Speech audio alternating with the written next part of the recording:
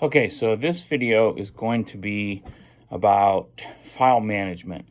So I wish when I started this photography journey, I was a lot better at file management. At that point, it would save me like probably hundreds of hours today. So the first thing we want to do is try to create a system. It doesn't matter what your system is as long as it's consistent. So when I'm talking about file management, a couple things. The first thing is the very basics. When you're uploading pictures onto your computer, you have a pictures folder, and then you're going to have subfolders in there that can be labeled any way you want, by year, subject, camera. It doesn't matter as long as you have a system to start with. If you have a phone, you can still have folder options and file options, and you can move those to different folders and stuff, which will also save you a tremendous amount of time when you're trying to find a certain file or photo. Here's the thing, and this is going to be primarily based for the computer end of things, laptop end of things, and it leads into a couple more subjects. So the file name, okay, so when you upload a file on your computer, it's probably going to give it a random number, which is one after the photo before it. So your file name is 1B237850, okay? So a year from now, when you want to find the picture, the black and white picture you took of a tiger, you have no idea where it is if you just simply uploaded all those into one folder. You might know like when you took it, and you can kind of dig through and find it, but it's not a good system. So how to improve that system is develop a legend or a code of some kind. So this could be very simple. This could be the number 1 means it's an animal. Number 2 means it's a person. Number 3 means it's a vehicle, so on and so forth. And you simply could set up your files with that numeric coding. So if the file number was 13728, that meant it was a person. You took the photo in Pennsylvania.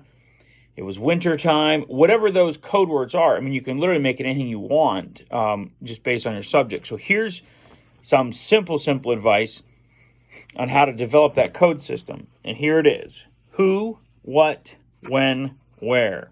Okay? Who. So it could be a person. If it's not a person, then what is it? Okay? So if it's a car, we don't have who in that file name. Skip that one. We have what. We still have when. And we have where.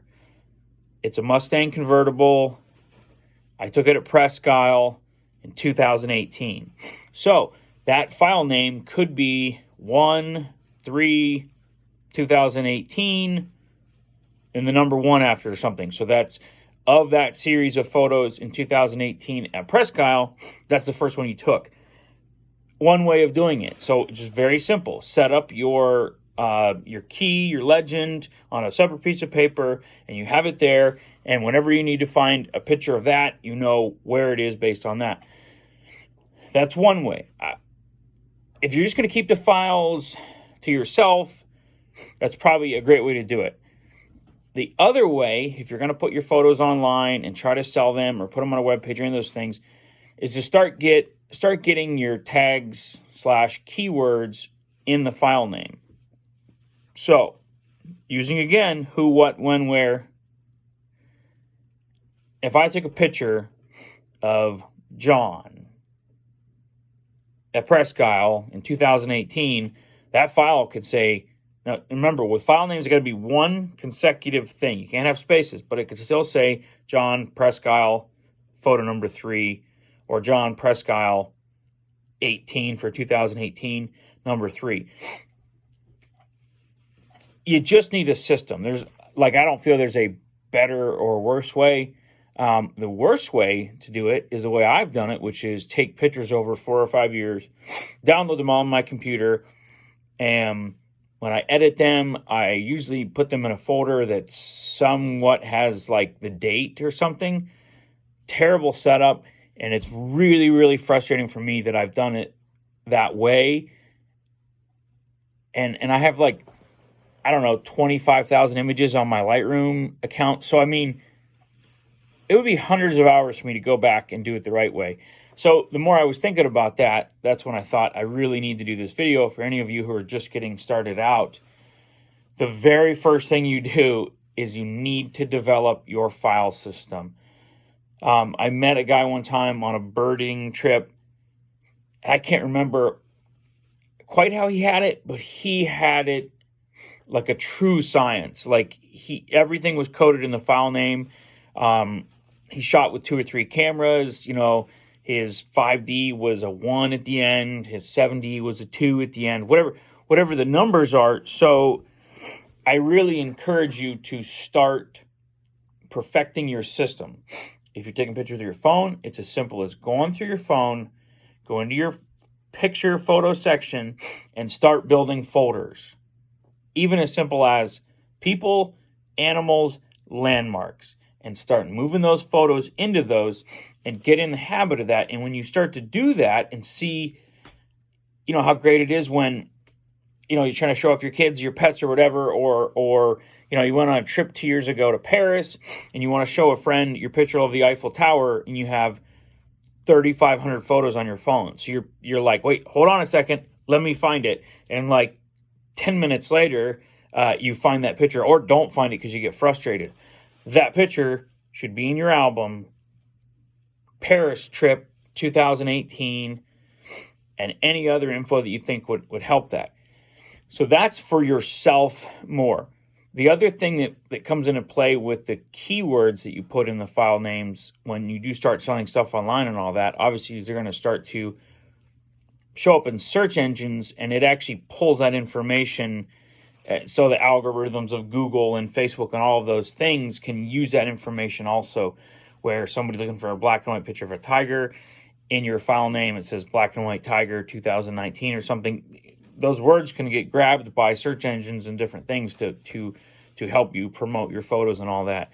So I challenge everybody to sit down with a pen and paper today and take 20 minutes or half an hour or something and just start scribbling. You know, put the number 1 and put, you know, who, what, when, where. Write that down. And then under who, if most of your pictures are of your kids, little Sally's number 1, little Bobby's number 2, Johnny's number 3, and little whoever the girl's name is number 4. Doesn't matter. You'll start to really understand how helpful this is the next time you look for a photo, or if you ever upload your images to different sites or anything like that. In Lightroom and things like that, you can even you can grade your photos 1 to 5. I don't know if I would go that far, but maybe you could stick a number at the end of how good you think the photo is or something. And then if you're online and you're entering contests, you could search by that way somehow. The main thing is sit down, take the time to start thinking about your file management situation and how you want to handle it. I also do recommend, and I'll put some links in here in the comments of some different external hard drives that I'd recommend as backups. Those are really come down in price. I mean, you can get a huge one for probably $40, $50, $60. Put all your files on it. Put it in your Strongbox, your safe. Keep it at your parents' house or grandparents' house or something. So if anything happened to your stuff, they would have it, or vice versa. You'd have those backups. Google Drive is another option. You can get a 100 gig for $1.99 a month, I think it is. Everybody has the online services now. I mean, Apple has extra ones. I'm sure Android has stuff, but do yourself a favor. I wish, like every day I look at my stuff, I wish I would have done this in the beginning. I wish I would have started with a great system on a piece of paper with coding and legends and kept track of the who, when, where, situation, who, when, where, what situation, so that I could find my files faster. Really helps your workflow. So today, that's the challenge. Take 10 minutes, 20 minutes, half an hour. It doesn't matter, because you literally, you're going to save so much time in the future. Doesn't matter how much time you take setting this up. Set up a file system. Get folders in your phone, get folders on your computer, figure out the file names and how to edit them, and start putting together a coding system that you understand, that's simple, that you can refer to later. And I promise, like a year from now, when you're standing next to a friend and you're both looking for a photo in your phone or your camera or your computer, you're going to thank me when you find it quickly and easily, and that person is struggling for 20 minutes. So that's it for now. I do have the live bird cam up. I got to get some more birds. They're coming. They're slowly coming in. So we've had a lot of live stream with no birds, but we are going to get birds. I'm just kind of testing everything out, letting it stream for a while, making sure the systems work, all that stuff. And I think it'll be a neat thing once it gets going. I'll turn it on every morning so everybody can see the different birds here in Pennsylvania, and maybe some of the other followers will turn theirs on in Texas or Arizona or wherever. So, but this episode's about file management. I have a lot of good ideas I'm thinking about in the future for more videos, and they will be up soon. File management, take time today. If you have any questions, message me, comment below, whatever.